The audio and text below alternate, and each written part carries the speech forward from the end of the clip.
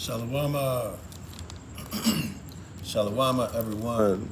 Assalamu alaikum, Islam to all the Moors. Welcome to the free astrotheology course. I'm Dr. Yasapa from Zion Law School. You have to forgive me, it's dark because it's dark. I'm um,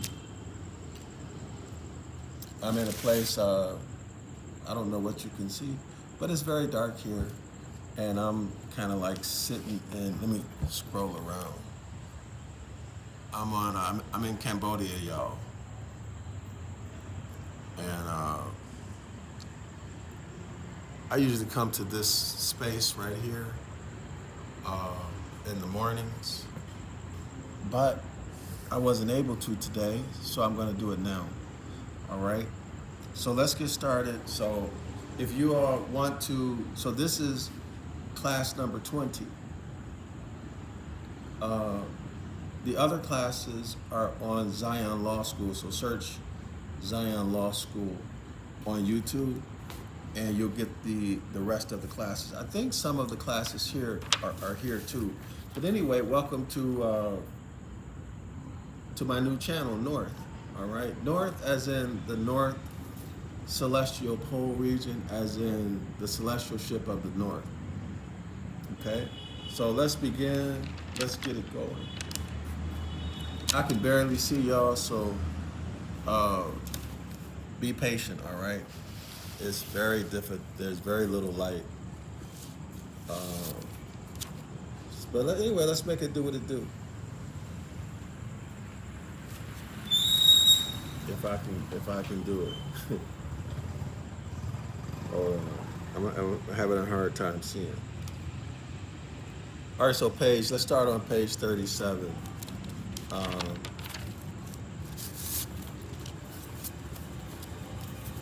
So remember, if you want to see the class before this and all the other classes, go to Zion Law School. Go to Zion Law School on YouTube.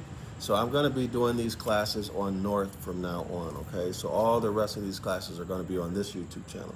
So here we go, y'all.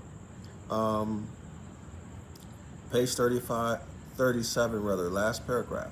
The Egyptians at the period when Menes reigned had all the knowledge and wisdom of the Atlanteans, whose sacred records had been carefully preserved by their priests.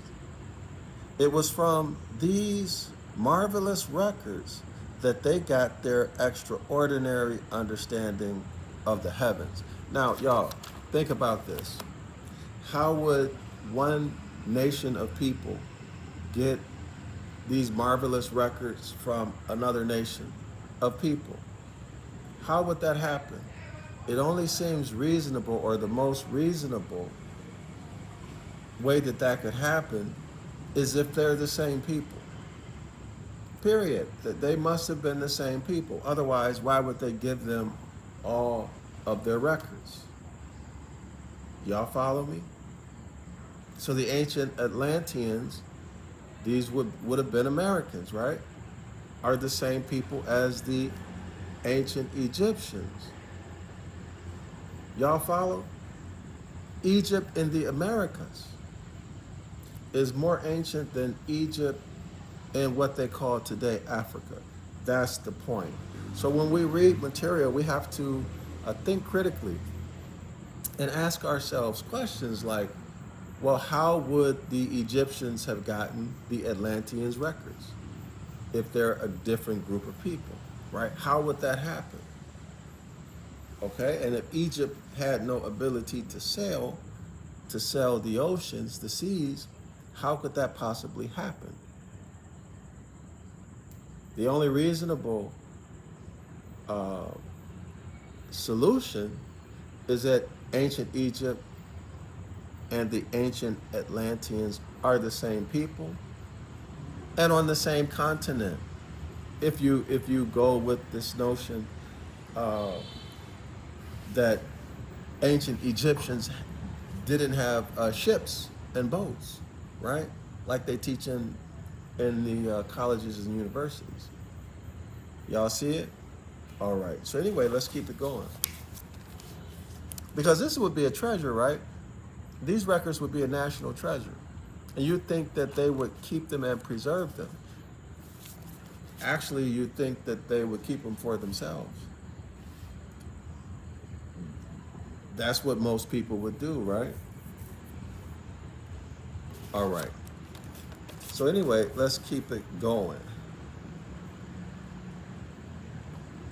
Since Menes belongs to a period so far back in the range of time, we only catch glimpses of him through the mists that reflect the rainbow of glory of old Egypt. Menes, y'all, was the first, according to the story, the first human pharaoh. The other pharaohs were superhuman. Titans, giants, heroes. That sound familiar, y'all? Doesn't that sound like Nephilim? But in any case, they were hybrids. That's the point. They were hybrids. All right? They were hybrids. There were 345 dynasties, according to this author and the source that this author got it from. There were 345 dynasties of titans, of heroes, of giants who were pharaohs in ancient Egypt. Okay? And then Menes was the first human, which would still be what, y'all? Han-Uman. And y'all know over the generations, the giants' height got shorter. Okay, the most huge giants were the initial generations. And as the generations went by, Nephilim began to get smaller in size. Okay? And that they were no longer called Nephilim, but Raphaim, as they got smaller. Okay? And so this human is a condensed form of Han-Uman, H-A-N-U-M-A-N, Han-Uman, which is a half monkey, half man, who's presented in mythology as being a god, a deity, but who is in fact the created creature, literally the created creature in a laboratory by Yaqub and his 12 feminine co-scientists in Genesis chapter 1, I believe it's verse 26 and 27. And they would be the Elohim. It's very interesting that Elohim, El, as in son, S-U-N, El, as in son, as in a Moorish title. Do y'all see it? El as in S-U-N, son. And of course, the S-O-N, son, is the S-U-N, son. Okay, we know that through linguistics. Okay, through the etymology of the word son in German, and I think it's, is it Dutch or Hungary? I forgot, yo. But anyway, I've gone through that a million times before. Y'all go back and watch the videos if you. I think I did some community posts on it too. So you can easily find that. It's easy to find if you search the internet too. It's not difficult to find that information. All right. So the El, the Elohim. Okay. The El, the Elohim. The sons. Right. The sons. Now it's very interesting that the Tetragrammaton in Genesis chapter 2 not only started out, or its origin, it was feminine. Right? Feminine, grammatically, feminine, hermetically, in terms of the Hermetic laws, feminine. Why? Because it's a remix of the Great Mother. Yes, the Tetragrammaton is a remix of the story, a editing, a plagiarism of the Great Mother in the celestial zodiac, the celestial ship of the north, which is the original, the first, and the oldest zodiac projection. In fact, the solar zodiac is a remix, is a plagiarism off of the celestial ship of the north, which is also called the circumpolar zodiac. I hope everyone understands that. So with the solar zodiac projection, The S-U-N Son becomes God. Okay, becomes God. Some people will say the S-U-N Son performs the function of what a God would perform. Either way, it's okay, right? But the S-U-N Son is a remix of the Great Mothers, which is the celestial ship of the north, the Thigh. I'm giving y'all the different names, okay? The Thigh, uh, the Great Bear. Today, we call the Great Bear the Big Dipper.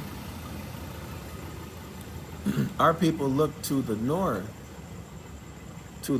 not for some external God to help them, but to understand the celestial bodies, their energetic, uh, what the energies meant, their movements, what it meant. See, when things move, it shifts energy.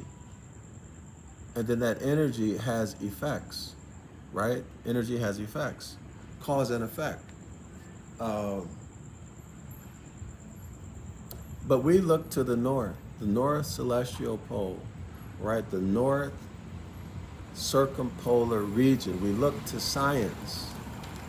We look to understand our environment, and we look to understand, or in other words, we read the stars. We read the stars, okay? And that's how we would tell time, have a knowledge of what's going to happen in the future, okay? Through the energetic effects that the stars have on everything, the electromagnetic effects that the heavenly bodies has on everything else, okay, y'all? Now that was shifted to the sun, okay? It was shifted to the sun. Now the Great Bear, today called the Big Dipper,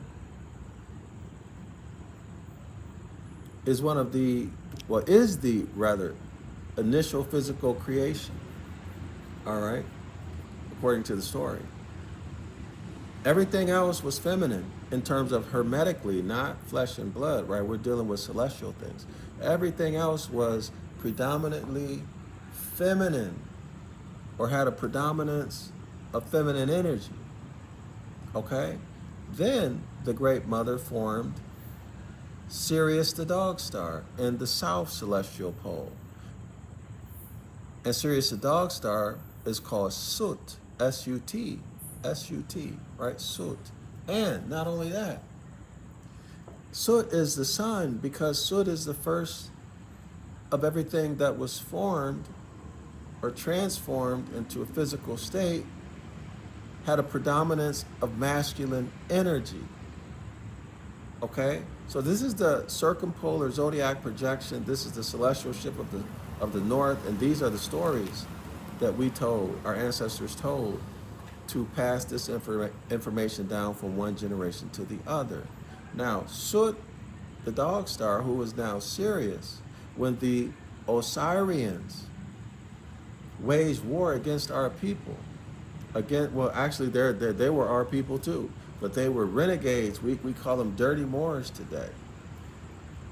And they wanted to make us forget the celestial ship of the north, right? They wanted us to no longer know who we are, no longer have access to the faculties of mind and the abilities that we have. Y'all understand?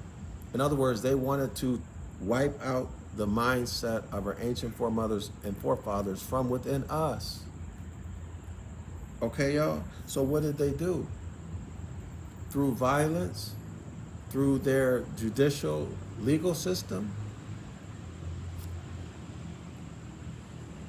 they attacked us.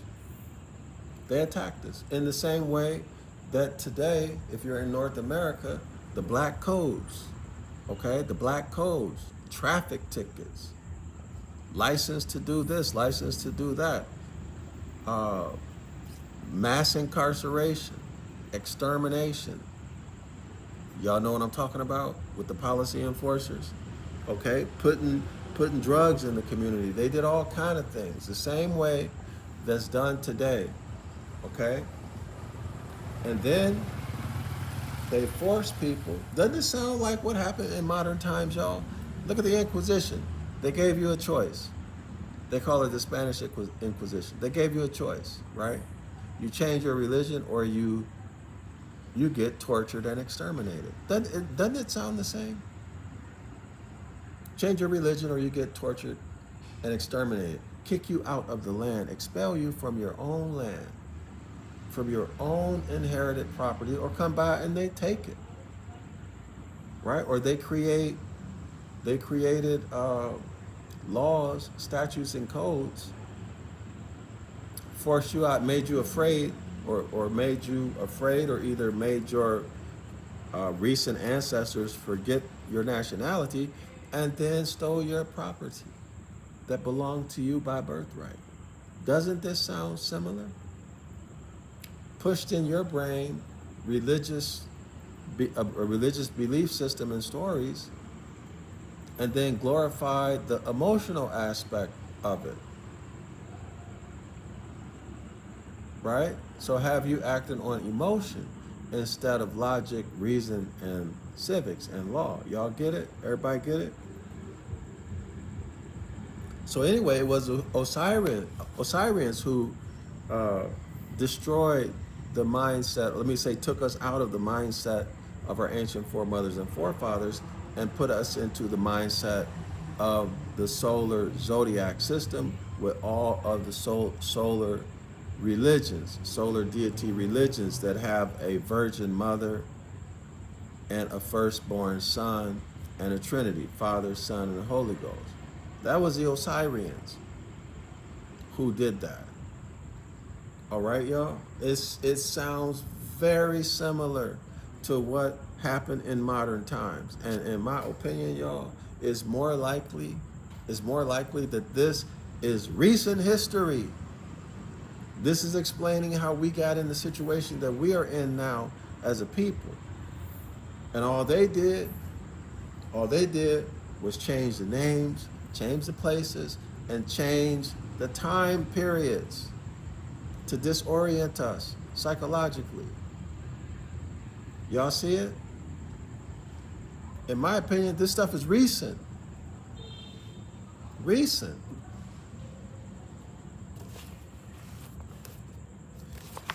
Anyway, let's keep going, y'all. We're still on page 27. Since Menes belongs to a period so far back in the range of time, we only catch glimpses of him through the mists that reflect the rainbow glory. Rainbow is a reference to the Great Mother, but we have to, I went through that before. Maybe we'll go through it again. But the rainbow is a reference to the Great Mother. And y'all see how they have debased the rainbow, the symbol of the rainbow these days. Okay? But anyway, it says here, the mists that reflect the rainbow glory of old Egypt. Skeptical or pessimistic delvers in the ancient coast are eager, delvers in the ancient coast are eager to pronounce his refers to Menes' existence as fabulous, in other words, fake.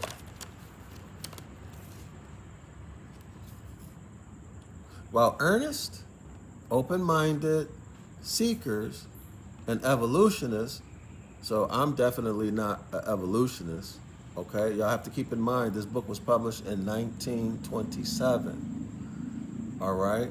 And the sites, the sources that the author cites come from the 1800s. So Darwin was a big deal, right? The theory of evolution. That's the only way their system can stand. It's the only way it can stand, because how else do you justify destroying the celestial ship of the north? How do you justify destroying the ancient people, the ancient Moabites, Canaanites, Hittites, Israelites, the ancient Moors, right? The Moors. How do you explain that, other than to say, make up a story to say, well, something was wrong with them, right? Because they were created first, they weren't perfect. So things had to evolve. So they're lesser. right? They're lesser, weaker, physically weaker, intellectually weaker, emotionally weaker. So things evolved, things improved, things got more complicated, more sophisticated.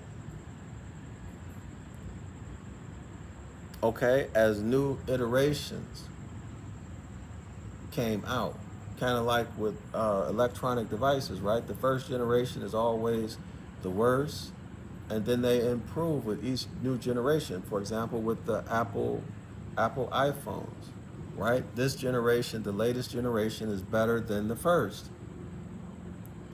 The generation before this one was better than the first, than the second. Y'all see it? But that's not how it is in nature. Okay, and this is not unknown. The first of the laws of thermodynamics is that systems go from high complexity to low complexity. In other words, they start off perfect. They start off with perfect organization, and then the organization deteriorates. Y'all see it? So how can evolution then be true? Okay, it violates the first law of thermodynamics. Most scientists know that, but they need evolution to say that since they are because rather, they're the newest on the planet, and they look different, behave different, then they're the best. They're superior, right? This notion of white supremacy, and y'all think about it. Dark, the celestial ship of the north, darkness, absolute darkness is pure spirit. It's beautiful. But in the solar zodiac system, darkness is said to be the circumstance where all evil is done. Okay, darkness is associated with evil, wickedness, all kind of vile things and vices. Even the devil that they made up, right? Associated with darkness. Nighttime, they seek to scare you to death. Okay, make you afraid of the dark. But with white, as in, let's say white light, as in sunlight, everything is holy, everything is beautiful, everything is safe. Wisdom, knowledge and wisdom. Y'all see it? So this is where the notion of black and white, good and evil comes from. Y'all see it? Dark people, the darker you are in the Western countries, in the Christian countries, the more evil you are, right? The more like an animal you are. The more pale you are, the more godly and holy you are. If you're a hybrid with translucent skin, then you're considered to be what? In the image of God, white Jesus, as they say. Y'all follow? That's where these notions come from. Okay? It comes from the overthrow. It comes from the overthrow of the mindset of our ancient foremothers and forefathers, which is the celestial ship of the north, also called the circumpolar zodiac projection. It comes from that overthrow and then debasing of it, making it something scary, evil, negative, bad, dreadful. Do y'all see it? This is what the Osirians did. All right, they started that. And y'all think about this. Is the Catholic Church, now remember, it wasn't always ruled by hybrids. Is the Catholic Church the ancient pharaonic dynasty system? Is the Catholic Church the ancient Pharaoh's dynasty? See, most of our people think that the pharaohs were like us. No, they're hybrids. This is why I always talk about Yakub and his animalistic experiments. Okay, y'all? But anyway, let's keep it moving. Let's keep it moving. So we're on page 38. Page 38.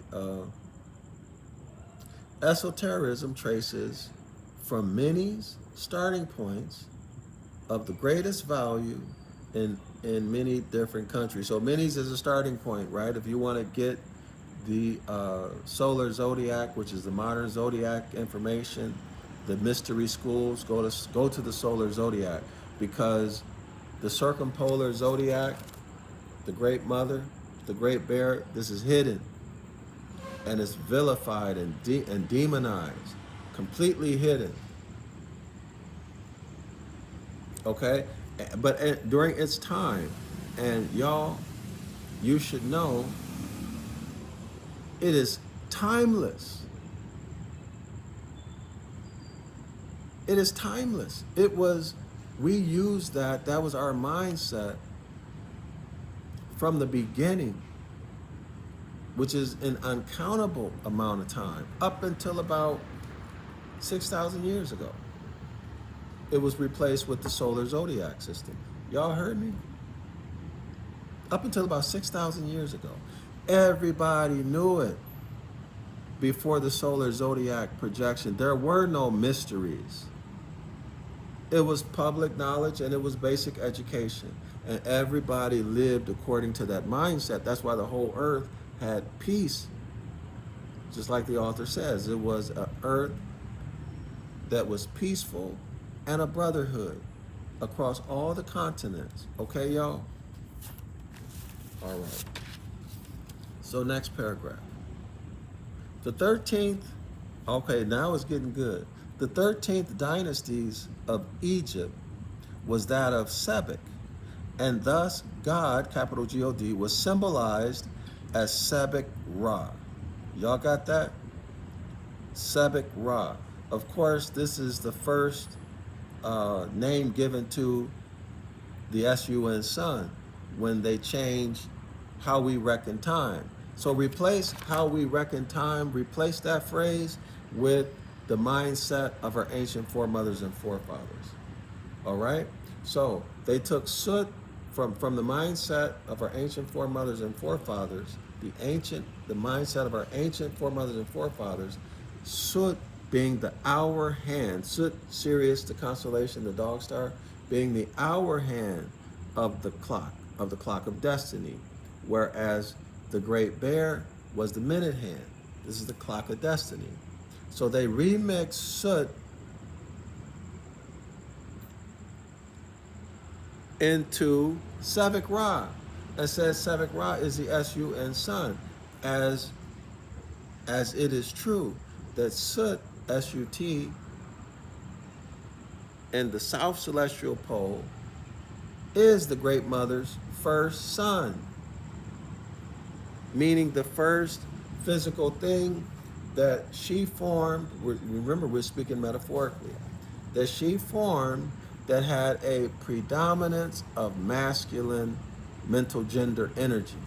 All things have gender energy, masculine and feminine, also called negative and positive, also called anode cathode. Remember, we're talking about celestially. This is why the SUN sun, Sebek Ra, is called the Son of God. Y'all see it? Who owns the sun? I don't know. This is what, what's his name? Something Maxwell. Jordan Maxwell poses this question. Who owns the sun? Well, I don't know. It's funny. Y'all should hear him say it. Who owns the sun? Well, I don't know. Well, nobody. So I guess it's God's son. Y'all get it? So God in this case would be the great mother, the law, the Hermetic law of gender, who's doing the forming. Or in religion, they'll say, who's doing the creating. Do y'all see it? And hence, Sut is the son of Hathor, the great mother. And Jesus, who is the SUN son, is the Son of God. YHWH. YHWH, as I said in the beginning of the video, of the class, is initially feminine.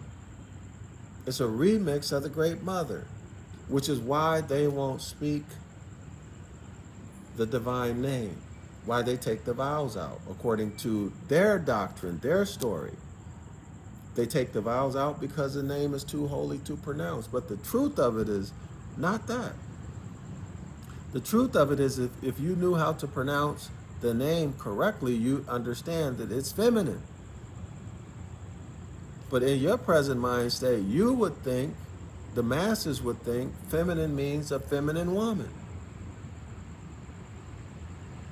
But remember, the Biblioheliotheque is a book that's written in multiple codes. It's a coded book. But for those who know, those who have been groomed for rulership, these would be the secret society members, right? Remember, we're dealing with the Pharaonic dynasty that's still in existence. In my opinion, it's still in existence. It's the Catholic Church. All right? But the hybrids are in the seat of the Pope now. Okay, y'all?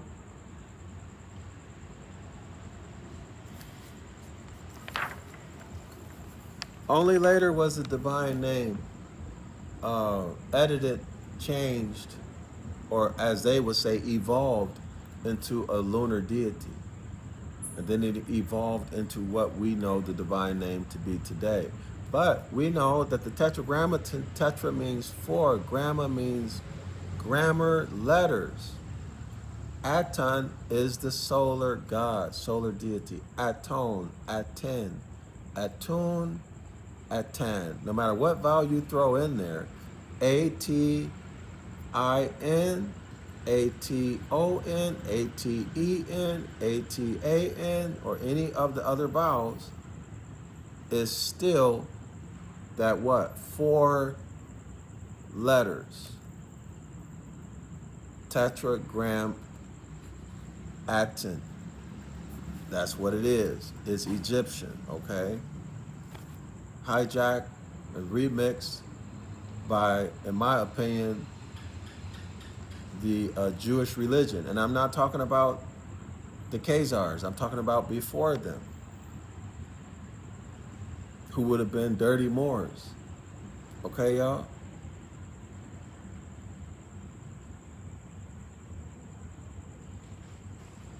The Khazars walked into a house that was already furnished and claimed it. Okay?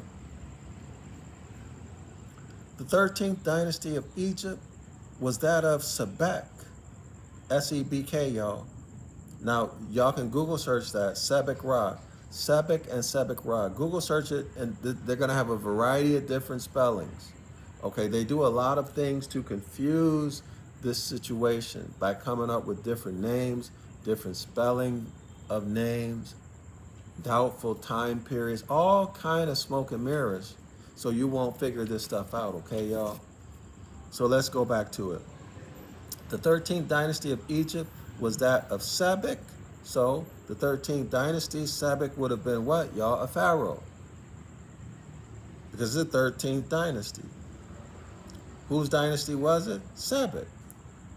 And this god, capital G-O-D, was symbolized as Sebek Ra. Now you have to remember that the pharaohs at this time, when they defeated our people, when they were successful at getting rid of the mindset of our ancient foremothers and forefathers, which is the celestial ship of the north, which is the circumpolar zodiac, that's when they started making themselves gods. The author will tell you that. But anyway, let's continue. And this god was symbolized as Sebek Ra. Ra means sun, S-U-N, y'all. As Sebek Ra. By the pharaohs. Y'all see that?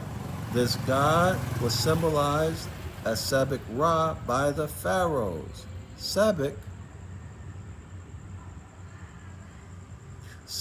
a star god, was the crocodile-headed god of darkness. Do y'all see that? Sebek, a star god, was the crocodile-headed god of darkness and typified the dragon. Do y'all got that? Tradition says that Sebek devoured Mena, which is purely astrological symbolism relating to the procession. What procession, y'all? The procession of the equinoxes. All right, so this is getting into solar zodiacal years. Solar zodiacal years. They don't go clockwise, they go backwards, okay? Y'all got it? Now let's continue. Relating to the procession of the equinox. Equinox, yeah. So every zodiacal age, what this is saying is that every zodiacal age, the sun on the first day of spring, remember we're talking about how to reckon time. How to reckon time. So now this new mindset that our ancestors didn't know anything about. We didn't know anything about it. Okay? Menes says, okay, we're gonna begin the year. We're gonna count celestial time every 2,000 and what is it, y'all? Every 2,000 something years. I don't remember the exact number. Maybe it's 2,600, somewhere around there. The sun will move, the sun will rise, and there will be a different zodiac sign constellation at the horizon. Okay, on the first day of spring. Okay, every day, for example, during Pisces, every day during the whole age of Pisces, which is about 2,600 years or so, if I remember correctly. Okay, so a great year is about 26,000 years. So divide that by 12, because they have 12 zodiac signs. That'll give you the age, approximate age of the approximate age for each zodiac sign. Okay.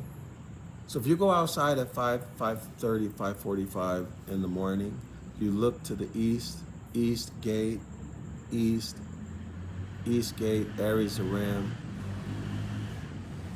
You will see on the first day, at the last day of winter, first day of spring, at sunrise, you will see a constellation. If the zodiacal age is Pisces, you'll see Pisces at the horizon for 2,600 years or so.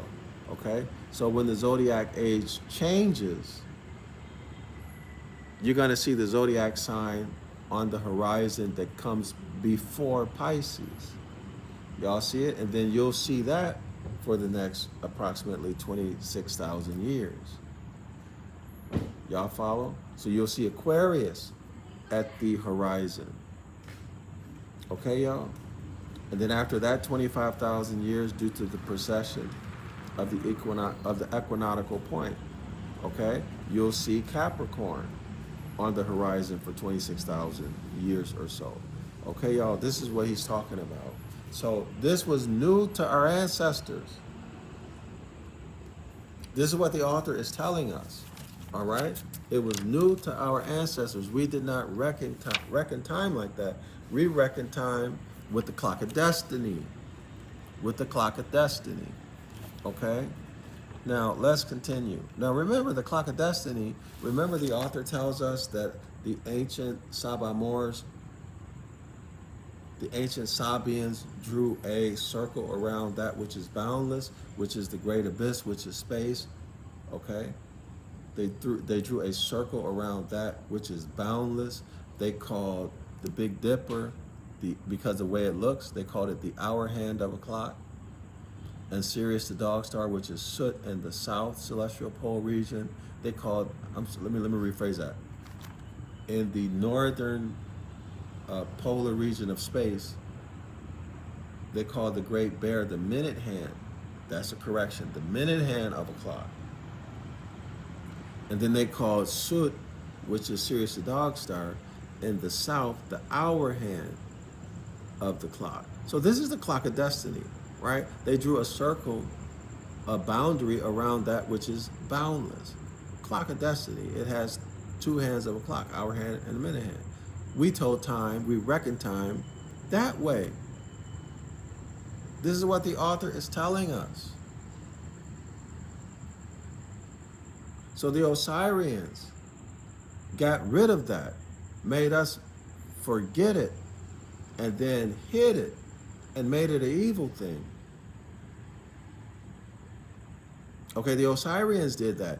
Then they said that Sebek Ra is Sut.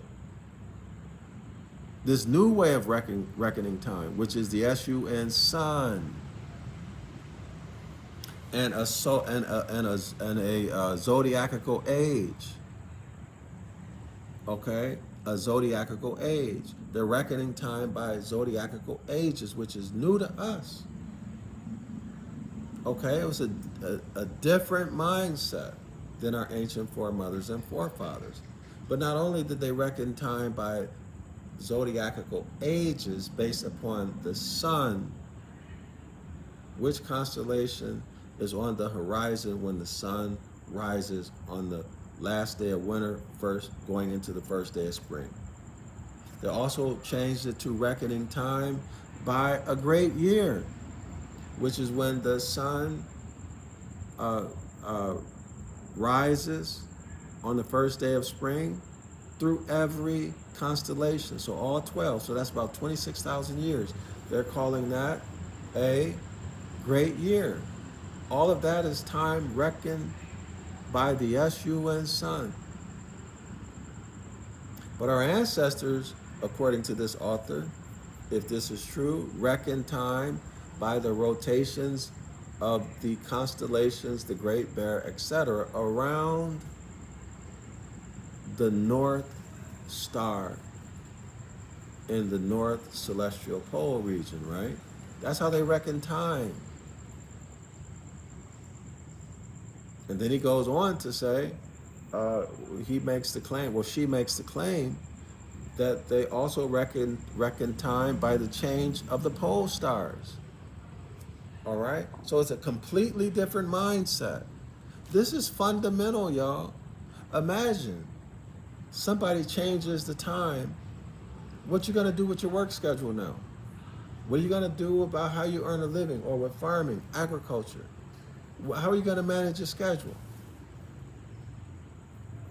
Right, y'all? Or let's say when time has changed, there's a new holiday, or you know, the time moves ahead 1 hour. All right, what if there's some drastic change to how we keep time? How is that gonna affect the way we do things and the way we see things, our perception of it's a fundamental change. Okay? It's a fundamental change in the mindset. But not only that, but with this solar zodiac projection, they ushered in the 12 solar religions and got the people's mind on pleasing and fearing external gods. Our people didn't know anything about that until the Osirians brought this in. Okay, so they brought in terrible harm, unimaginable harm on our people when they brought in this new mindset of keeping time by the sun, along with all of its religions, solar religions, which would include Mithraism and Christianity. All right, so anyway, let's go back to it. We're on page 38. Sebek, a star god, was the crocodile-headed god of darkness, and also typified the dragon. Tradition says that, so there's a dragon in the north and the south celestial pole regions, y'all, okay? All right, now let's continue. So Sebek typified the dragon. Tradition says that Sebek devoured or ate Menna, which is purely astrological symbolism relating to the precession of the equinoxes. All right, carrying us back from Taurus, carrying us backward from Taurus the bull to the zodiac sign Aries, Aries the ram, and introducing Sebek Ra in a new solar character, introducing Sebek, this is the pharaoh, introducing Sebek in a new solar character as Sebek Ra. Of course, Ra means sun, S-U-N, sun.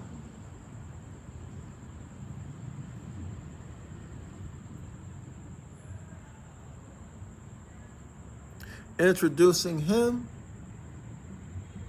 in a new solar character. See, new. Didn't exist before. New. In a new solar character as Sebek Ra, the ram-headed god of the sign Aries, the zodiac sign Aries, the ram, who at this point was given his horns. Y'all hear that? Sebek Ra was given horns. Sebek Ra was the solar form of Sut, S-U-T. Sebek Ra was the solar form of Sut. Now, here we see clearly that the hour hand of the clock of destiny was remixed into the S-U-N sun, into the S-U-N sun. Sut, which is the son of the Great Mother, the son of Hathor, meaning that Sut is the first constellation that is predominantly masculine energy, not flesh, hermetic energy. And this was remixed into the S-U-N sun. A profound change in the mindset of our ancient foremothers and forefathers was inflicted on us through violence and through legal or judicial means and public policy, as I showed y'all when we looked up the word outcast in the last class, and as I've done in other classes when we looked up outcast and I don't remember the other word. But anyway, it was done violently. It was done through public policy to harass us and disinherit us, and through their courts to harass us and disinherit us. I've shown it. I showed it in the class before this. Y'all go to Zion Law School on YouTube and watch this class, Celestial Ship of the North 19 and 18 and 17 and 16 and then and now, like my uncle used to say. And then and now. I miss my uncle, boy. My Uncle Billy, they used to call him Billy Bones. I miss he was so much fun, y'all. He was the life of the party. Him and my Uncle Tony. All right, anyway, let's keep it going.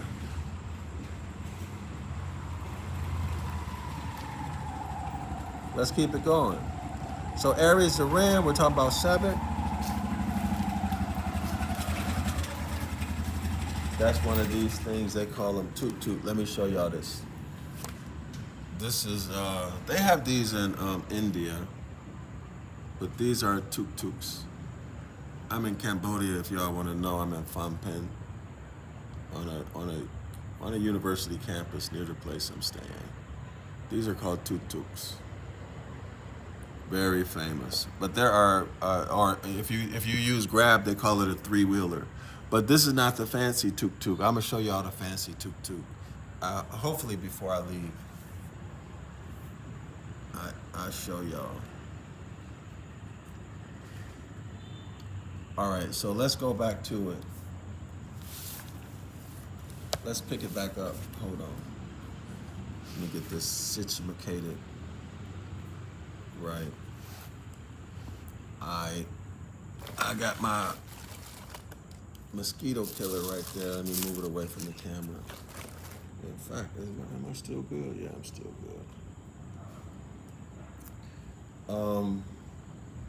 Yeah, let's go back.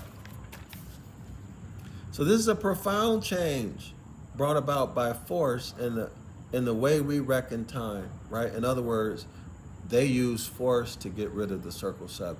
All right, violence. Okay, y'all? The clock of destiny. So let's keep it going. We're going to continue. The author writes, the ram, who at this point was given his horns.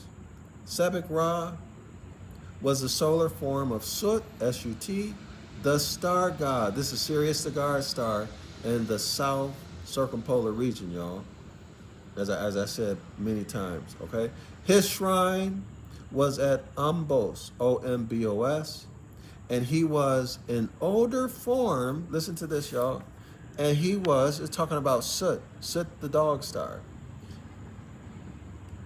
His shrine was at Ombos, Sut's shrine was at Ombos, and Sut was an older form of Sebek Kronos time. Now, what is this telling us? What is this telling us? Sut is the first born son, which was remixed at a later time into Seb, S-E-B hyphen Kronos, K-R-O-N-U-S, meaning time. Huh? Meaning time. The hour hand of a clock. What clock? The clock of destiny. The clock of destiny. See, y'all, it's preserved in the mythology. Do y'all see it? In older form of Seb Kronos, in parentheses, time. Kronos is time, right? And earlier identified with Sut, S-U-T, because of the changing of time. Now, remember, changing of time means changing of the mindset, changing of our mindset, a mass change of consciousness, a mass change of consciousness. Y'all know what principle is involved in here? The 99th or the 100th monkey principle.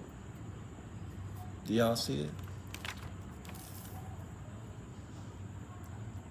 Everyone sees it? Because of the changing of time, he manifested as the sun god, the S-U-N sun god, and became the lamb of sacrifice. At the approach of the Piscean manifestation, at the approach of the Piscean age. Now, y'all, listen. When we were in the mindset of our ancient foremothers and forefathers, there were no sacrifices being made. No animal had to die.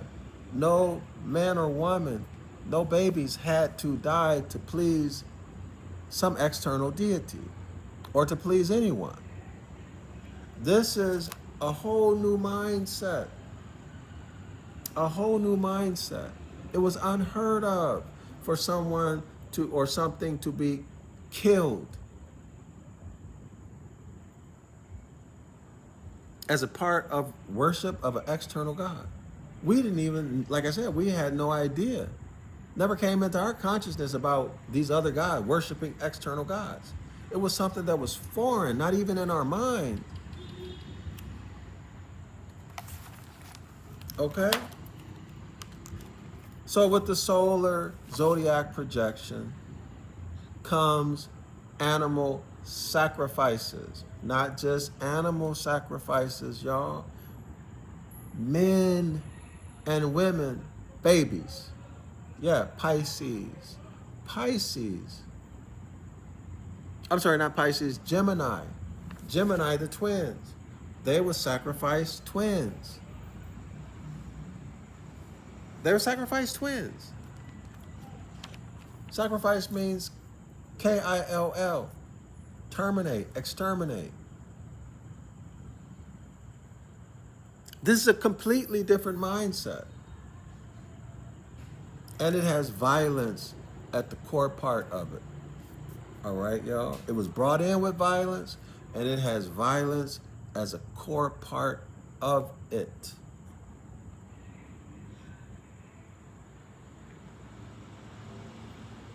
Because of the changing of time, he manifested as the sun god. This is Sebek Ra, right? Remember, all of this traces back to Sut. Sut first was remixed into Sebek Ra. Sut ultimately remixed into Sebek Ra. Sut the initial remix was Seb Cronus, right? And then after that, remixed into Sebek Ra. Okay? So because of the changing of time, he manifested as the Sun sun god and became the lamb of sacrifice at the approach of the Piscean manifestation, at the approach of the Piscean age. Sebek Ra can also be seen, quote unquote, wearing the head of a ram. Sebek Ra can be seen wearing the head of a ram. And I wouldn't be surprised if they cut the head off of a ram. And that's what he was wearing. On an erect serpent. He was wearing the head of a ram on an erect serpent, end quote. And became a type of Shu, S-H-U. He became a type of Shu, who in his ancient character is also seen with two horns. Shu, in his latest character, that means the most recent character, is the planet Mars, ruler of the zodiacal house of the Ram. Y'all see all of this traces back to the circumpolar zodiac, the Great Mother. All of this stuff is plagiarized and remixed from the source, which is the celestial ship of the north, the Great Mother, all right? The ram-headed in the Harris Papyrus is shown manufacturing men on the potter's wheel. Uh-oh. Let's see that again. The ram-headed in the Harris Papyrus is shown manufacturing men on the potter's wheel. Jesus is the Lamb of God. The potter's wheel comes from the Egyptian mythology and is right smack there looking at you in the solar zodiac projection, right? Ascension, Aries, the Lamb of God, East Gate, the entrance into the kingdom of the heaven. For those of y'all who know what I'm talking about, you know what I'm talking about. The Egyptians picture a serpent standing upon two legs, symbolizing a high initiate or hierophant. A high initiate or hierophant. Y'all, do y'all know that these are people who are groomed to rule in the mystery schools? These are secret society members who are groomed to rule. In Freemasonry, what the author of The Devil's Pulpit, other authors too, what he tells you in no uncertain terms is that certain men are selected to enter into degrees where they learn that all of the New Testament, 100% of it, is astrotheology. And they learn the astrotheology of the Old Testament too, but it's kept secret from everybody who are not in those, from other Freemasons who are not selected into those degrees. These are uh, those who are groomed to rule. Okay, y'all? Now listen to this, y'all. Listen to this. The Egyptians picture a serpent who, in the book of the law, is pictured with the serpent, y'all, standing upon 2 feet, 2 legs. Now, this serpent has 2 legs, symbolizing a high, not a low, not a mid-level, but a high initiate or hierophant. Sometimes he wears a disc, like a sun disc. Sometimes he wears a disc with the ram's horn upon his head. Similarly, Moses is given with the ram's horns upon his head, showing him to be an Egyptian initiate. Well, that should not surprise us, right? I know a lot of the Hebrew Israelites' first reaction is going to say, no, impossible, deny it. But you cannot deny that Moses studied and was learned in all the knowledge of the Egyptians, which is what, y'all? Astrology. Moses was an astrologer. It says it right there in the book of the law. He was learned in all of the knowledge of the Egyptians.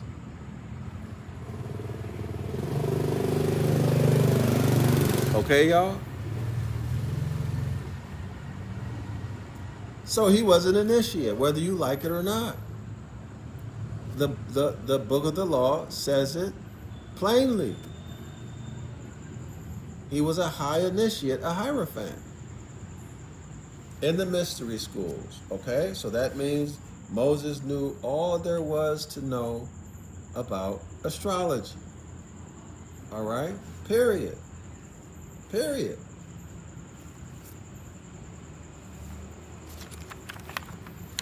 This is why, y'all, you will see pictures of Moses having horns, ram's horns, or pictures of Moses. I've shown it in maybe 4 or 5 classes ago, 4 or 5 videos ago, but y'all can easily see it.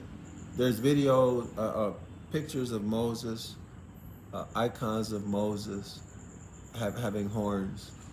Okay, others, him having rays of light. Okay, there's one I saw where Moses had horns that looked like rays of light. And where's that coming from? It's coming from the etymological meaning of the word that's rendered as horns. Okay, or some translators will render it as glory. Okay, or light. Okay, but in any case, it was sunlight, which is also rendered as horns. Well, that makes total sense now, because this is going back to Aries. This is going back to Aries. The solar deity Sevek Ra. The solar sun, sunlight, glory, glorious light, bright lights. And he's given 2 horns. Do y'all see it? Everyone sees that? So the translators only tell you part of the story.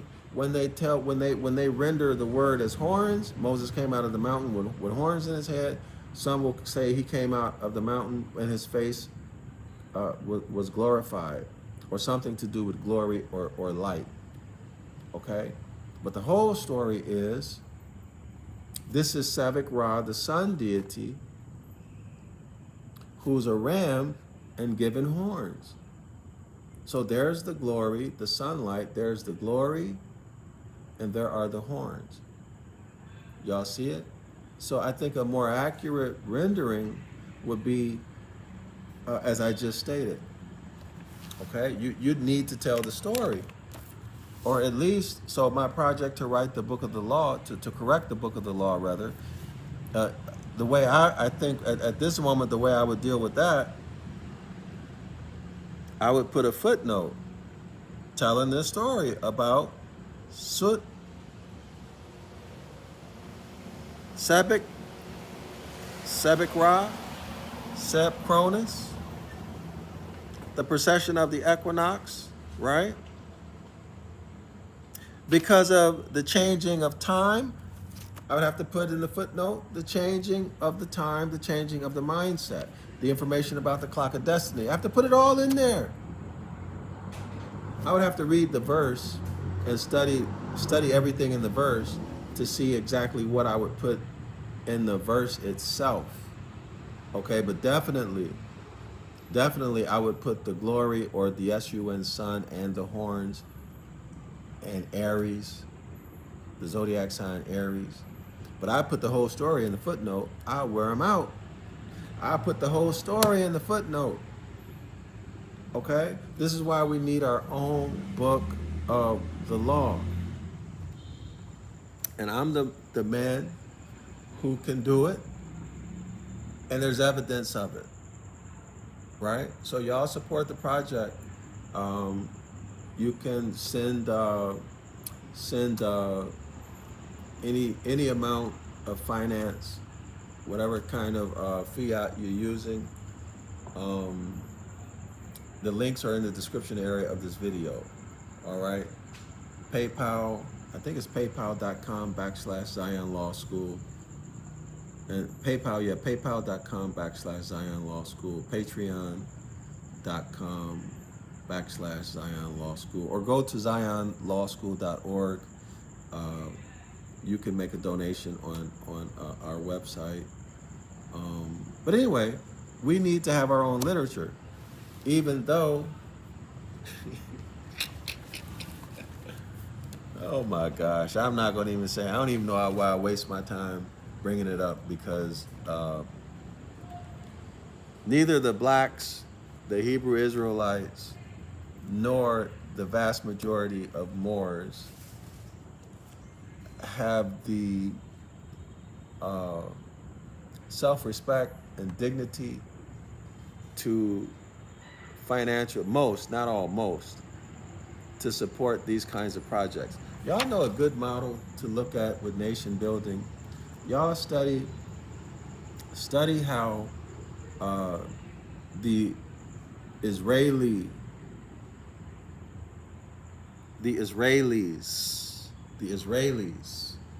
study how they built their nation.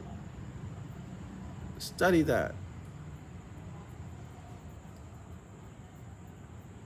Y'all study that. And the way, the things that the blacks, regardless of whatever religion, the Moors, it's a shame, laughable. It's an embarrassment.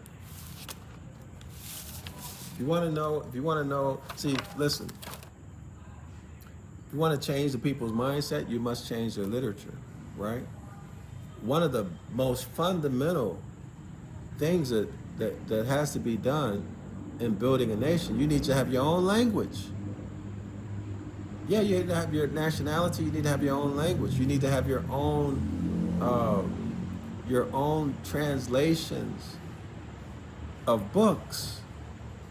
If you're not willing to do these basic things, you can hang it up, because you will never establish a national unity or a sense of nationhood if you don't have your own language and your own books. Y'all should study what the Israelis did. Why? Because it's a modern example. Study what they did to develop their language. Y'all know their language, it's a remix, right, from the ancient Ibriad. They funded it. The people funded it. Their elites and others funded it, financially supported it, funded it. Okay, and then they were able to make books and workbooks and study books. Ultimately, they began to what, y'all? Translate the Biblioheliotext, the book of the law, the Old Testament, into their language. Okay, what they made up, biblical Hebrew, they made that up, the Nakud system. They made it up. off of, remixed it from the ancient Ibriad. Okay? And now look at today. At least where I grew up, they have Jewish schools everywhere. Everybody thinks it's a real language. And they built unity. They built national pride. Unity.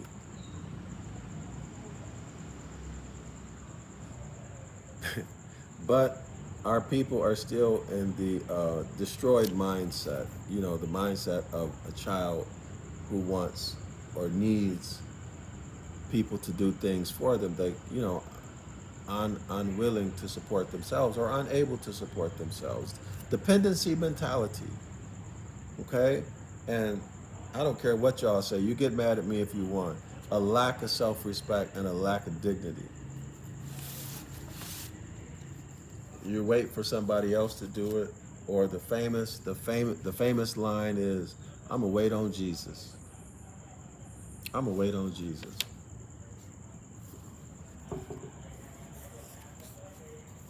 I'm gonna wait for my big brother to get home. All right. But anyway, let's keep it moving. When Sebek Ra became the young Sun sun god, he was the lamb. Of those who called themselves, quote unquote, Sebek Heps, Hepts. Hept, listen y'all, Hept means peace, rest, plenty, etc. Huh. Isn't JC the Christ figure referred to using those similar terms, y'all? Rest and peace, Prince of Peace, etc., etc., etc. Right, y'all? Hep means peace, rest, plenty, etc., as well as the number 7. Hep means 7. 7.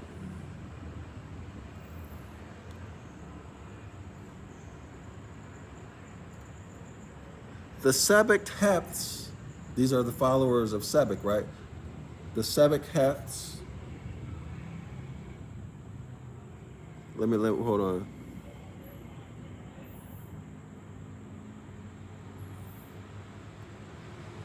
Yeah, okay, yeah, we're talking about those who call themselves Sebek Hepts. So let's keep reading.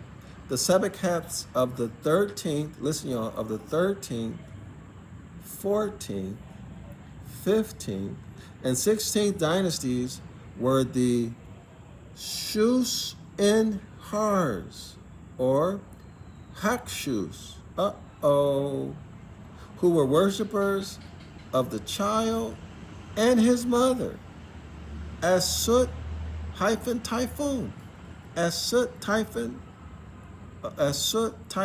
This is the circumpolar zodiac. Okay, y'all? All right? So y'all know who these people are, right? Shuxus, Shus and Hars were worshippers of the child and his mother. Who's the child? Sut. Who's the mother? The great mother Typhoon, Hathor. This is the circumpolar zodiac. This was remixed into Mary, the Virgin Mary, and Jesus. Right, y'all? Let's keep it going. Sebek, as the son of Typhoon, remember, Sebek is remixed. Okay? The first son of Typhoon is Soot. That story was remixed, okay? It was remixed and a new character was created called Seb Cronus, which is time, right? Y'all see it? And then later Sebek, okay, Sebek Ra. Now, let's go back. Sebek as the son of Typhoon. Y'all see how they changed the story? They plagiarized it. They added a new character. Sebek as the son of Typhoon. No, the son of Typhoon is Sut. They changed the story. Sebek as the son of Typhoon became her consort. In other words, today they say became her husband. So now, Typhoon, the great mother, forms a son whose Sut gets remixed into Sebchronis, gets remixed into Sebek Ra, and now, listen y'all, Sebek as the son of Typhoon became her consort. Y'all know where this is going? Do y'all know where this is going? This is going into the Christian doctrine. See if y'all can recognize it. See if y'all recognize the Christian doctrine here. Let's keep going. Sebek becomes her husband, her consort, thus representing one of the first trinities. One of the first trinities. See, in Christianity, this is a doctrine. This is actually a doctrine, and it involves. You know, when I get back to Vietnam, I'm going to share this with y'all out of the devil's pulpit because it's incestuous when you apply this to men and women. It is not incestuous when it happens celestially, because we're just speaking in metaphors, okay? But this twisted, disgusting, demented hybrid remixed that celestial story into religious history, and now people are using it to have sexual relations with their brothers, sisters, mothers, and fathers, and then presenting it in their doctrine, which makes people think it's okay. But we're going to go through that, okay, y'all? If y'all want to find it, it's in the Devil's Pulpit. It's also in a couple other books, but I don't remember right now. But this information, y'all, is hard to find. It's hard to find, and it's hard to understand when you do find it. So I hope you have very good reading comprehension skills. If not, don't worry, because when I take you through it, you will understand everything, every little detail. All right?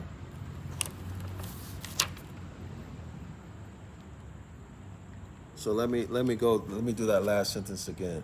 Sebek as the son of Typhoon became her consort, that means her husband, thus representing one of the first trinities. Became her husband and they had a baby, right? Right, y'all? Right? All right. From earliest times, whatever sign the equinoctial color was in, that sign represented the place of the manifestation of the sun sun above or below the horizon. So when Taurus the bull receded to Aries, the ram of Sebek Ra, it brought about a change of the birthplace of heaven. Y'all see that? The birthplace of heaven is the north celestial pole, the circumpolar zodiac, the Great Mother, the Big Dipper. Today it's called the Big Dipper, the Great Bear. This is the birthplace, the northern circumpolar region is the birthplace of all things. The south celestial pole region, that's where the principles come from. The highest principles in the universe: love, truth, peace, freedom, and justice. Do y'all see what just happened here? So now they're remixing the real birthplace. They're remixing that into the zodiacal age. of the day. So if it's the Piscean zodiacal age, well, that's the zodiacal age of the heavens. I mean, that's the zodiac, that's the place of birth. Let me do it again.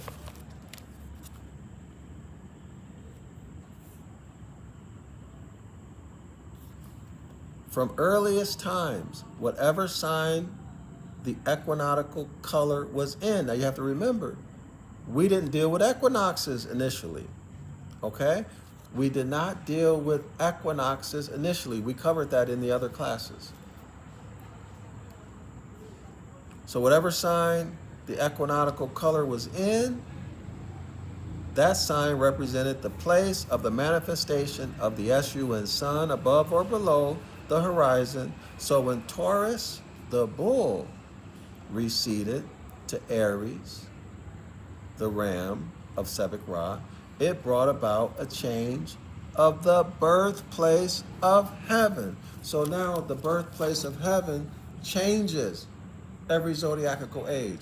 In other words, it's going to change 12 times. The birthplace of heaven will change 12 times in a great year. Whatever constellation, whatever zodiac sign is on the horizon at the last day of summer and the first day of spring, every 26,000 or so years, roughly, approximately, the birthplace of the heavens will change. A fundamental shift in the mindset of our ancient foremothers and forefathers, because the birthplace of the heavens was always and shall truly always be the North Celestial Pole region, period. Period. The Osirians did this. So you see how this is talking about how time has been changed, how we reckon time has been changed. Everybody see that? Everybody see it? The mindset of our ancient foremothers and forefathers has been changed through violence. Okay, through violence and through public policy and courts. All right, now let's continue. The Egyptians expressed the place of birth or rebirth of the sun sun and its burial below by saying the tomb of one life was ever the womb of another. So in other words, y'all, the winter solstice, right? The sun dies because it doesn't cast a shadow on the sundial, but the whole year it casts a 1 degree shadow on the sundial.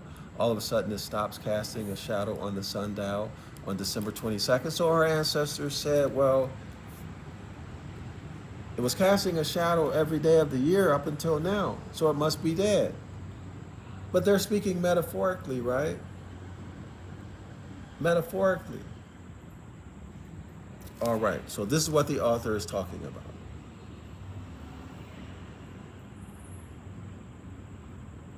All right, so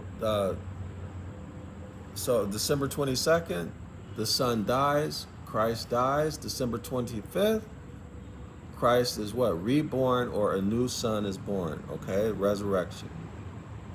Or I'm sorry, born. And then the resurrection is Easter, with the spring, the vernal equinox. Okay, y'all? Quote unquote. The ancient Egyptians built their cities accordingly as places of resurrection. When the vernal equinox receded from the sign Aries, the ram, into Pisces, the fishes, and when the sun sun gods were born under this sign, when the sun gods were born under the sign of Pisces now, the Gnostics, or early Christians, so the early Christians were Gnostics, who were versed in ancient wisdom, typified the sun gods as fishes. Y'all see that? So fish became the symbol of God. That's why in Christ was a fisher of men. okay? And all of the symbology about Christians have to do with fish. For the Jews, the religious Jews, right? It was Aries the ram, the ram's horn, the shofar. Y'all see it? For Taurus, for the age of Taurus, zodiacal age of Taurus, it was a sacrifice of the bull, Apis the bull, sacrificing of bulls. Okay? Under Aries is a sacrificing of rams. Okay? And then, of course, Pisces is fish. Okay?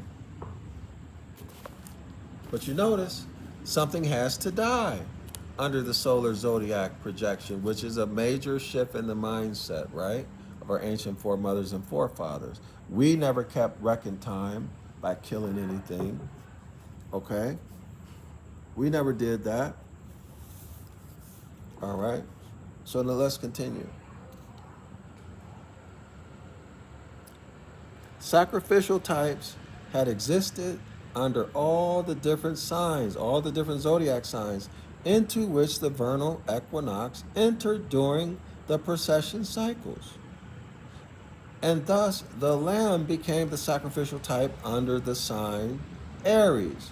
Before that, when the color was in, when the sun, y'all, when the sun was in the sign Taurus, when the sun was rising and you look over the horizon, over to the east, at about 5:30, 5:45 in the morning, you will see Taurus on the horizon, right? Last day of winter, first day of spring. That's all he means by when the color.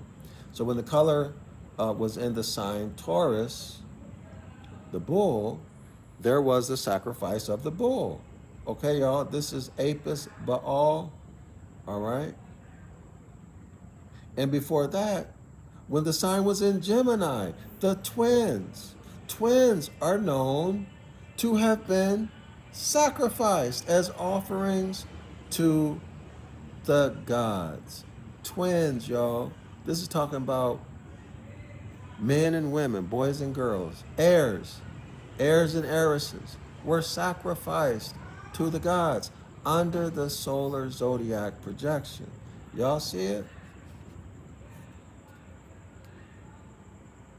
This is a major shift from the mindset of our ancient foremothers and forefathers. Total shift. You don't kill your brother, and you darn sure wouldn't have peace and harmony on earth if it was people running around here snatching up babies and sacrificing them. Every type corresponded in solar astronomical time. See, y'all, solar astronomical time. Through knowledge of these sequences, through knowledges of the sequences, that's the precession of the equinox, right? Knowledge of the zodiacal age, knowledge of what was being sacrificed in each zodiacal age. Okay, y'all? Through knowledge of these sequences of the great precessional periods of the world, proofs are found of the era of minis, okay? And the divine dynasties. So these would be the superhuman dynasties, the titans, all right? The giants, okay? The heroes. Okay, that's the word, that's words that sounds like the Nephilim, doesn't it? The heroes, the great men of old, all of that stuff. About 28,000 years ago, the vernal color, the vernal equinox was in the sign of the fishes. Y'all hear that, y'all? 28,000 years ago. So that means what? that the vernal equinox has passed through all 12 of the zodiac signs, and it's back in Pisces, because remember, a great year is approximately 26,000 years. So 28,000 minus 26,000. So now we're 2,000 years into Pisces, or at least this is what this author is talking about. At the time he's talking, whatever it is he's talking about, 2,000 years into Pisces, okay, y'all? So about 28,000 years ago, the vernal color was in the sign of Pisces, the fishes. The zodiac, okay, and about 2,000 years ago occurred a period closely aligned to it. It is referring to Pisces. So we've been in Pisces, according to this author, 2,000 years. The precession of the equinoxes takes approximately 26,000 years to pass through the 12 signs of the zodiac. Hence the Piscean manifestation. This is the Piscean age of 2,000 years ago. Oh, okay, so he's saying the Piscean age of 2,000 years ago. Since then, a lunar dark period. Interesting, y'all. A lunar dark period. What's interesting? Lunar and dark. Since then, a lunar dark period has intervened, out of which the world is now emerging into one of great light, as the SUN sun enters a new precessional cycle of the zodiac sign Aquarius. So the author is saying that in 1927, we were entering or about to, either entering in or about to enter into Aquarius, the age of Aquarius, okay, y'all? And Aquarius is called, quote unquote, the light bearer. Aquarius is called, quote unquote, the light bearer. This light will manifest fully when Aquarius recedes into the sign Capricorn, the sea goat. Okay, y'all? All right.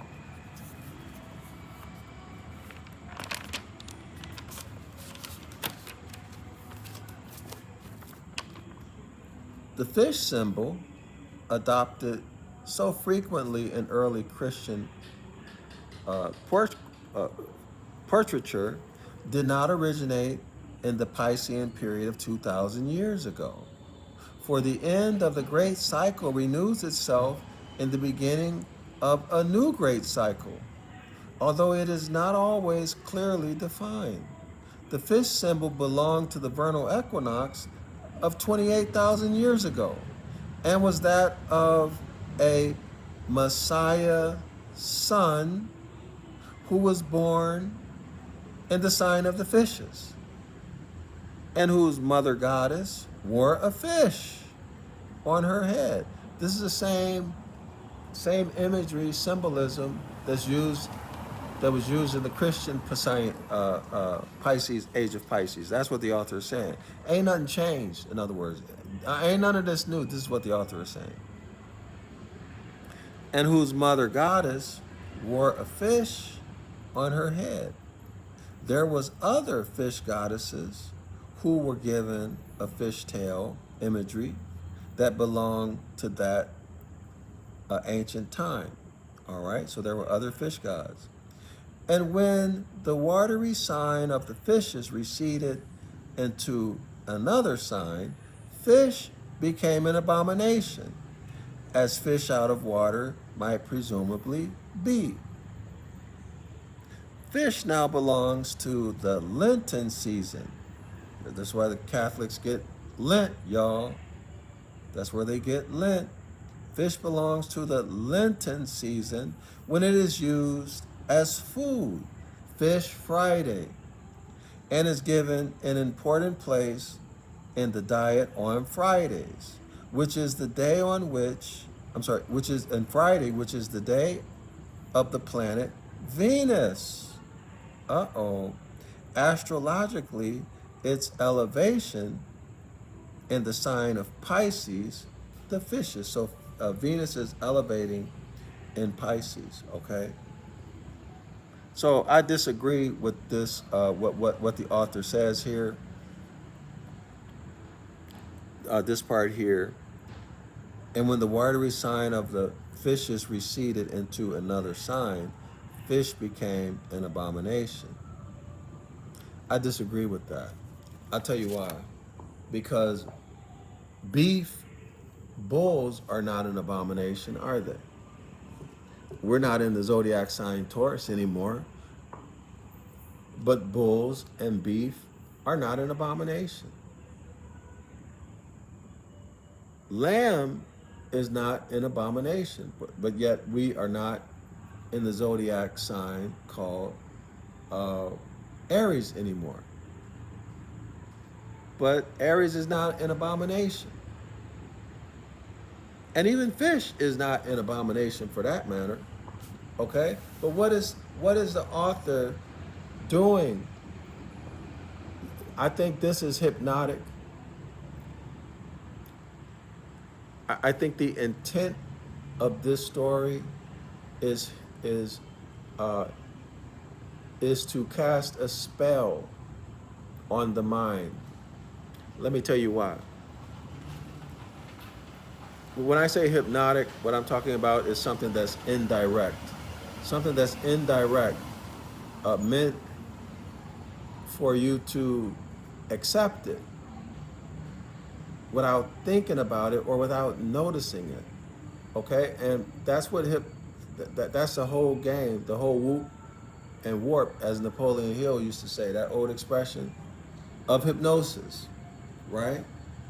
The subtle suggestions that your conscious mind doesn't pick up, doesn't analyze, doesn't ask questions about. You just accept it.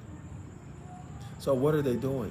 What they're telling you is that because the mindset of our ancient foremothers and forefathers, the celestial ship of the north, because they destroyed it and they said we evolved into another way to keep time, which is by the sun. So therefore, the celestial ship of the north is dirty, it's an abomination. Y'all see it? That's the subtle suggestion. That's the subtle suggestion, okay? That's the subtle suggestion. This guy just pulled up and blocked the light. All right, y'all, if my voice sounds far away, it's because I have to move my book. This guy just put his, oh, let me show you. This is the more typical tuk-tuk, but it's not a fancy tuk-tuk. Can y'all see that? He just parked it right and blocked the light. I don't know how much y'all can see, but Thailand is famous, not Thailand, but Cambodia is famous for these. Some of them are real fancy. They remind me of jeepneys in Philippines, like when they decorate them. But I heard that Philippines no longer allow jeepneys. But anyway, let's try to finish this up, y'all. All right, so let's keep it going.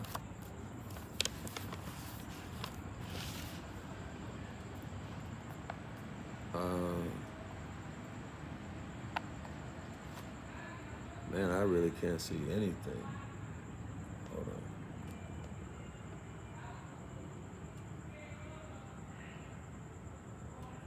on. One second, y'all. Let me find out. It's really difficult to see. Hold on.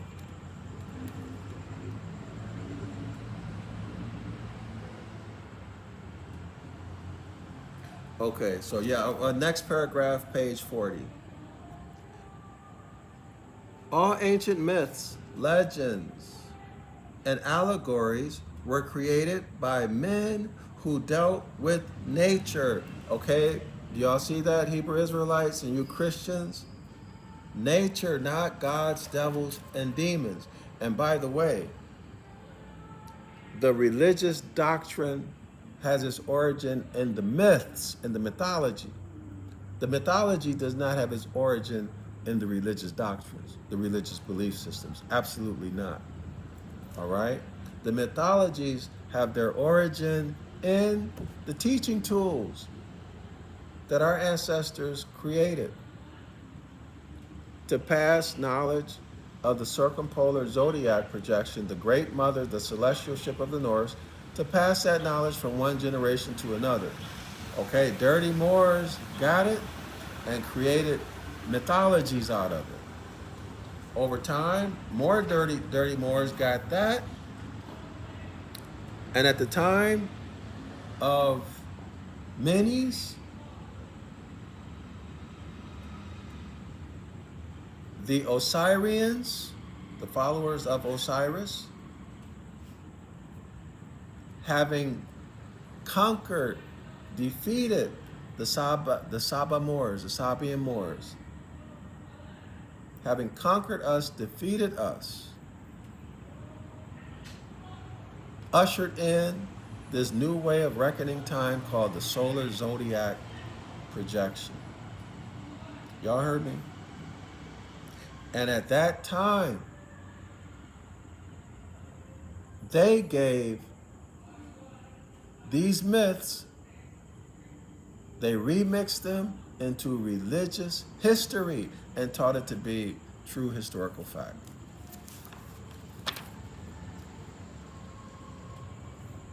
All ancient myths, legends, and allegories were created by men who dealt with nature and who were profoundly spiritual.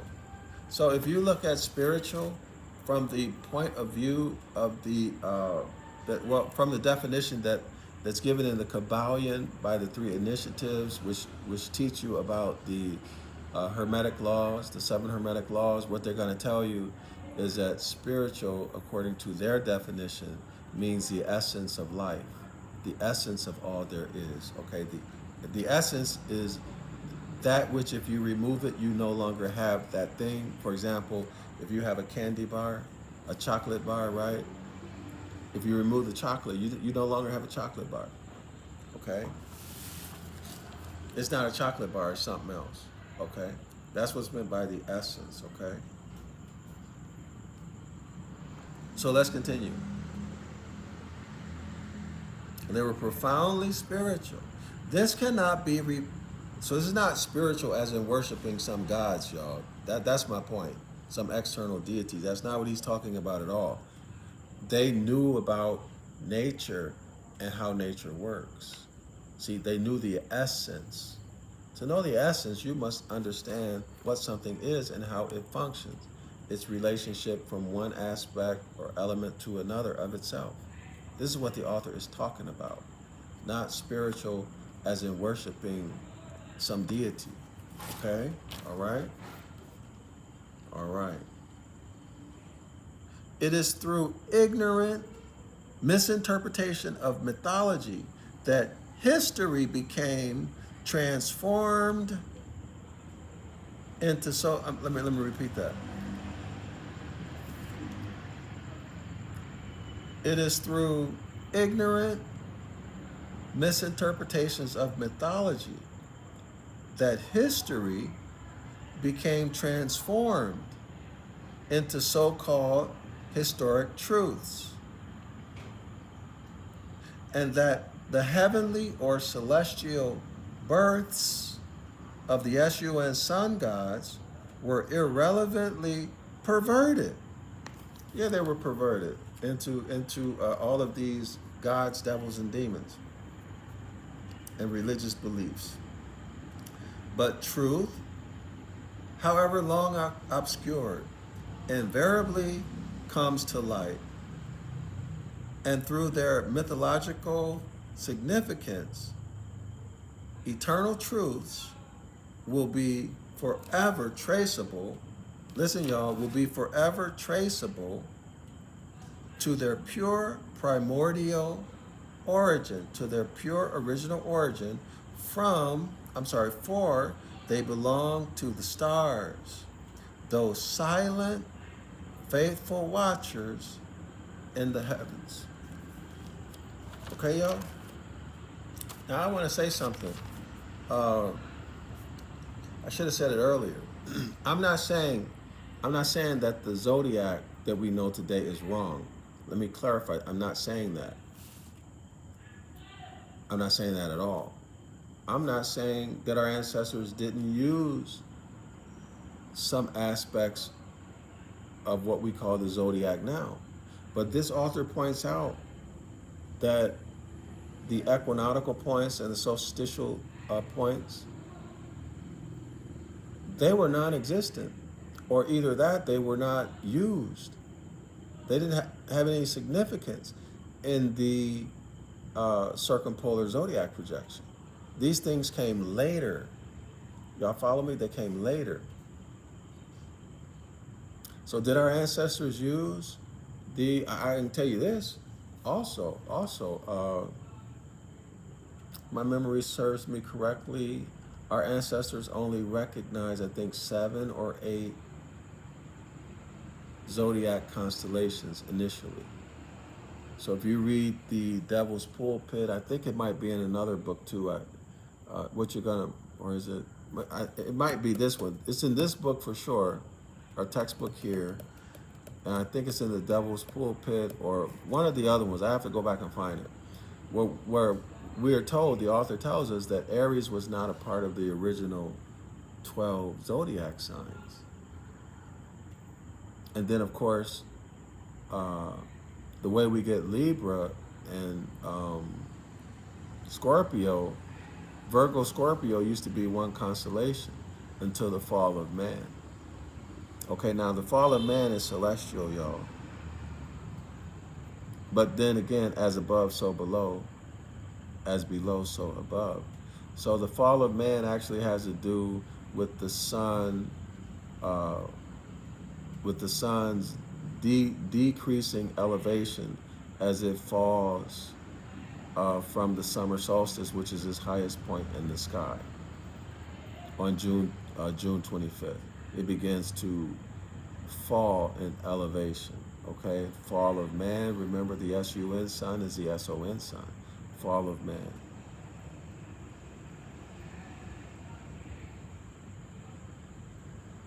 Oh, I forgot my point.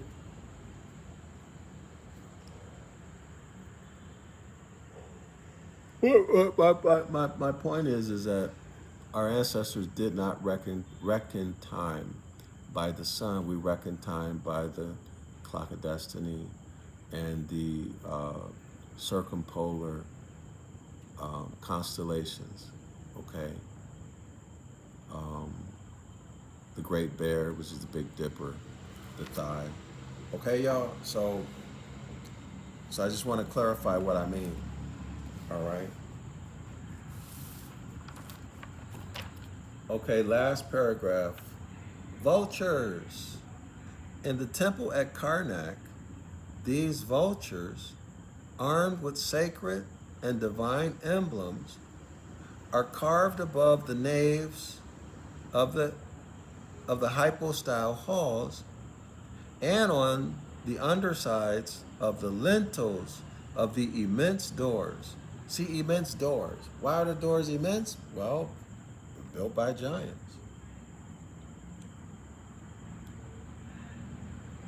Through which the king must pass on his way to the sanctuary. They are the vultures of the goddesses Nekheb and Uati, U-A-T-I.